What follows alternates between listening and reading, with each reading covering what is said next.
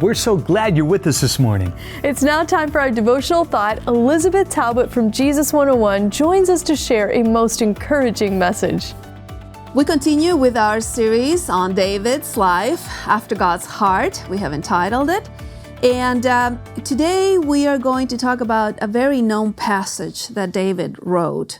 As a matter of fact, a psalm. You know, I got really close to my father because he was whispering. He was in his deathbed, and I got really close, and I could hear the whisper, "The Lord is my shepherd, I shall not want." And he went on from beginning to end, the whole psalm. He didn't have strength to say it out loud. He was whispering it, but he remembered all the words. And he passed away a few hours after that. What is it about this psalm that helps us in moments of difficulty, loneliness, anxiety, sickness? A few days after, we had his memorial service, and I preached for that memorial service, and I entitled it "Rest Assured." Put a big sign on the cross that was on the platform of the church, and this was the title of the homily. The whole homily was about Psalm 23, because I found some insights in this psalm that helped me mourn both of my parents that I lost in such a short time. There's a lot of things in this psalm that remind us why is it that we feel so nurtured when we think that God is our shepherd and we are his sheep. So we're going to go there today. And before we start, I want to tell you a little bit about sheep. You know, David had been a shepherd, so he knew exactly how sheep were dependent on the shepherd. And God took him from being a shepherd of sheep to being a shepherd of God's people as a king of Israel. But he knew a lot of things about sheep, and he places himself as God's sheep.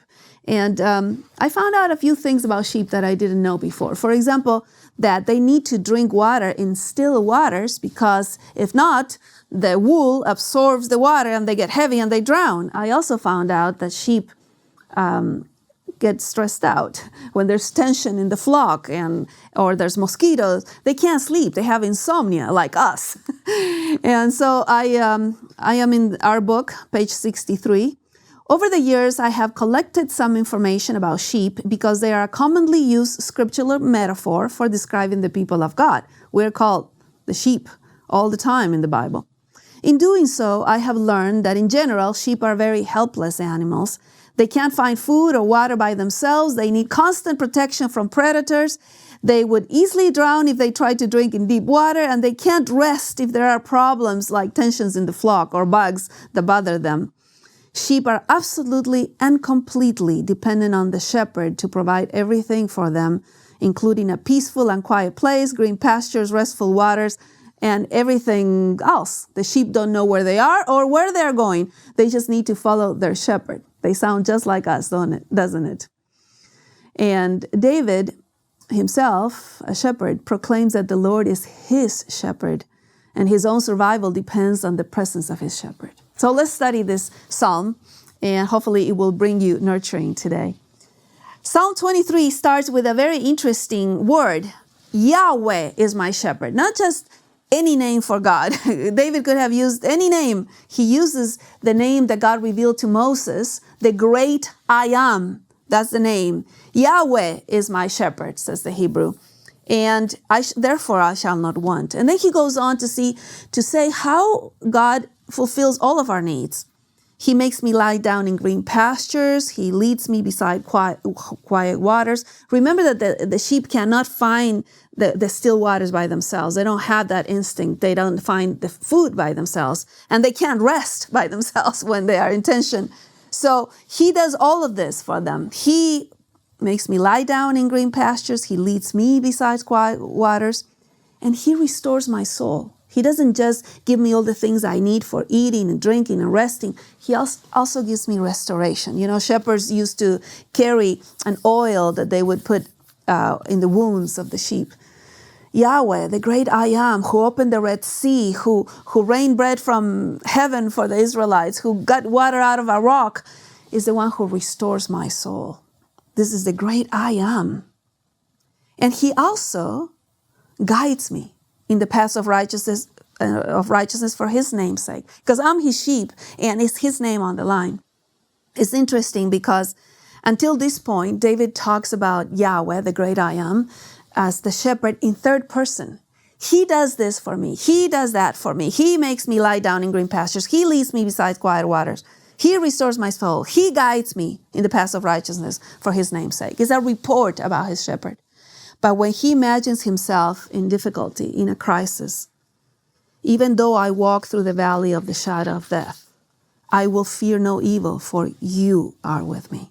He switches from the third person to the second person singular and starts talking to God. His report becomes a prayer because crisis does that. Crisis makes us go from talking about God to talking to God because that's all we have at that moment. The only antidote to fear is you are with me, the presence of the shepherd with us.